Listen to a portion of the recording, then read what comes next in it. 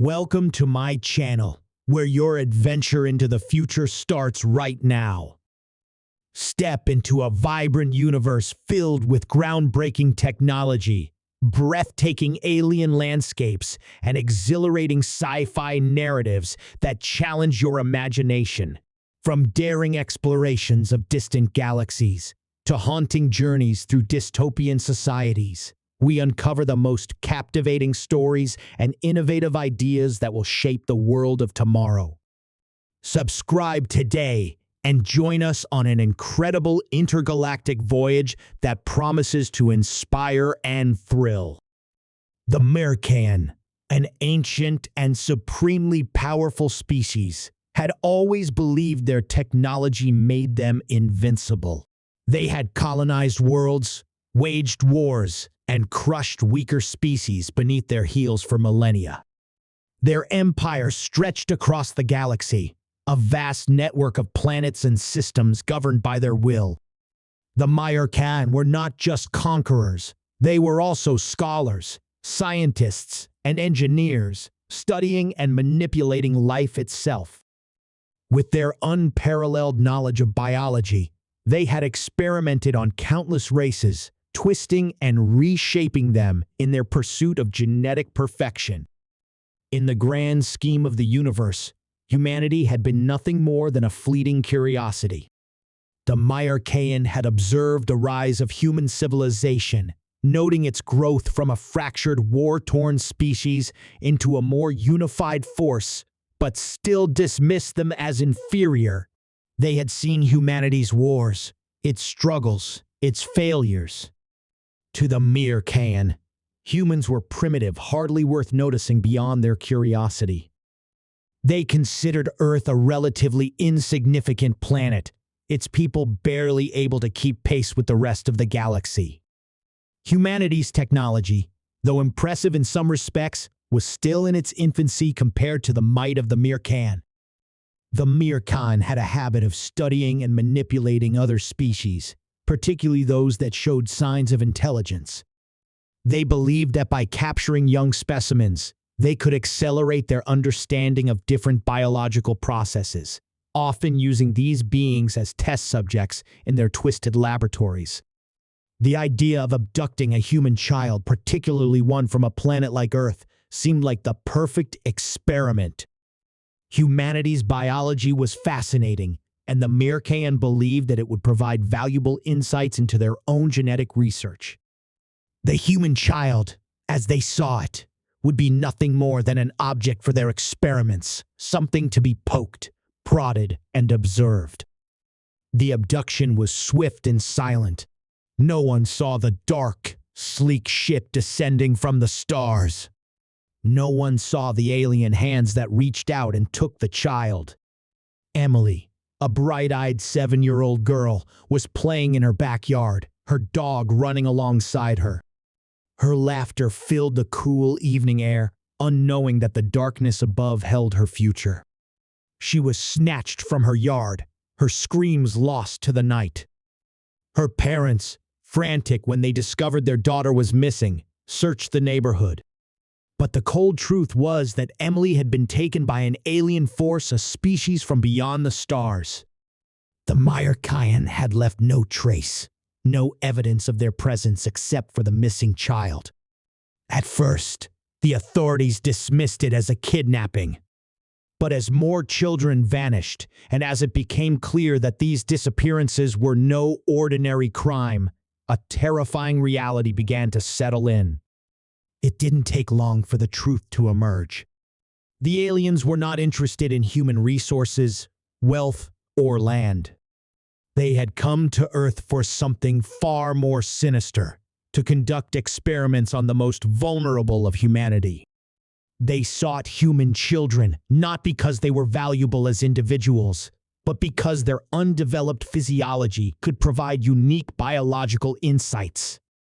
These were the kinds of horrors humanity had never before faced, a species so alien, so utterly removed from human empathy that it could take a child without hesitation, without conscience, to further their own cruel agendas. The Myers saw the human race not as equals, but as tools. The moment the first child was reported missing, humanity's response was one of shock. But that shock was quickly replaced by something far more dangerous, an overwhelming wave of rage. For humans, nothing was more sacred than the protection of their own, especially their children.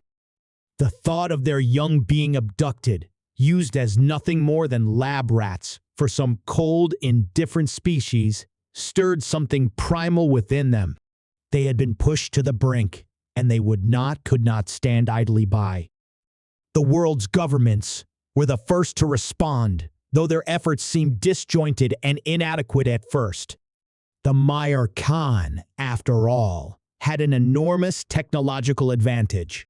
Their ships were nearly invisible to human detection, their weapons capable of rendering entire cities into smoldering ruins with a single shot. Earth's military scrambled to mobilize, but they lacked the resources and knowledge to combat a threat as formidable as the Markan. At first, it seemed like a hopeless endeavor.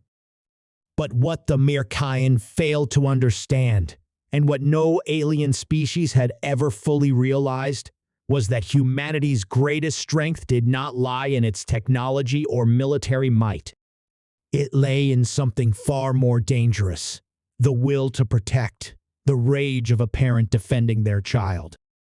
The Mirkayan, in their arrogance, had assumed that they could take what they wanted from humanity without consequence. They had never considered that humans would rise up not just for themselves, but for each other. Across the globe, something remarkable happened.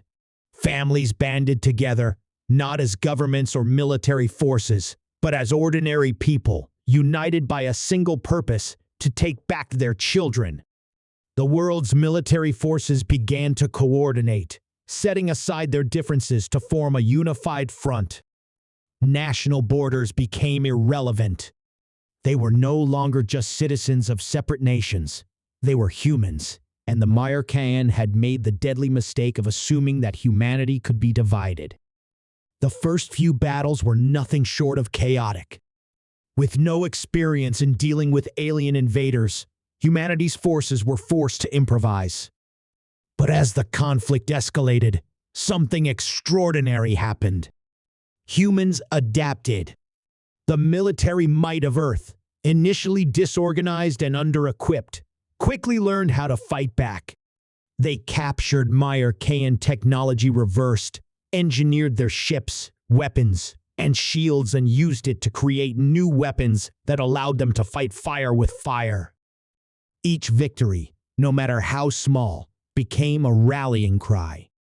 It became clear that humanity was not helpless. It was a force of nature, relentless and unforgiving. In the midst of the violence, the Mirkayan made a grave error. They had underestimated not just humanity's resolve, but their capacity to adapt and learn. The initial skirmishes had given humanity valuable insights into Mirkan tactics and weaknesses. Their ships, so formidable at first, began to show cracks. The Mirkayan's haughty confidence began to falter. As they sought to retreat to their strongholds, they were pursued relentlessly, fiercely by the combined forces of Earth. The battle shifted. Earth was no longer the helpless underdog.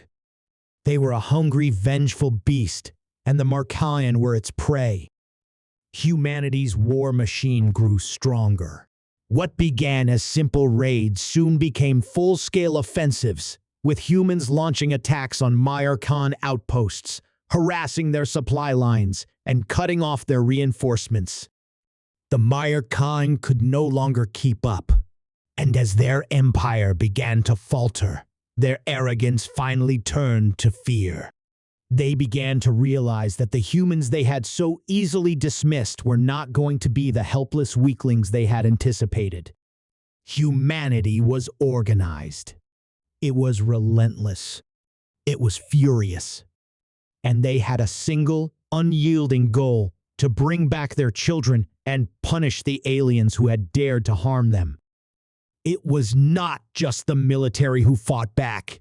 It was the whole of humanity. Scientists, Engineers, doctors, everyone with a skill that could contribute to the war effort did so. They repaired ships, designed new weapons, and reverse-engineered Markan technology. Humanity's resourcefulness became its greatest weapon. It was no longer a matter of how technologically advanced humanity was. It was about how far they were willing to go to protect their own. The Markan, despite all their might, had never known this kind of relentless fury. Eventually, the war reached a tipping point. Earth's forces, now heavily armed with Markan technology, launched a full-scale assault on the Markan homeworld. The Markan were caught off guard. Their planet, once thought to be impregnable, now lay at the mercy of humanity's wrath. The fight for their homeworld was brutal, but the Markan were no match for the human fury. The planet was torn apart, its cities reduced to rubble, and the Markan themselves were driven to the brink of extinction. The war was over, but the cost was immense. The Markan were shattered. Their empire was no more. The survivors fled into the deep recesses of space, their once proud civilization, a shadow of its former self. But humanity had made its point. The message was clear: touch one of our children, and you will feel the full wrath of our fury. There would be no mercy. The Markan had thought they could take whatever they wanted. They were wrong. For humanity, the war had been a brutal lesson in what it meant to be a parent, to protect the innocent, and to fight for one's own. The universe, which had once viewed humanity as weak and insignificant, would never make that mistake again. And as humanity looked up to the stars, they knew one thing for certain: their children would never again be taken without consequence. The galaxy had learned that humanity, when provoked, was capable of becoming a force of nature, a relentless storm that no one could withstand. The Markan had been the first to learn this lesson. They would not be the last.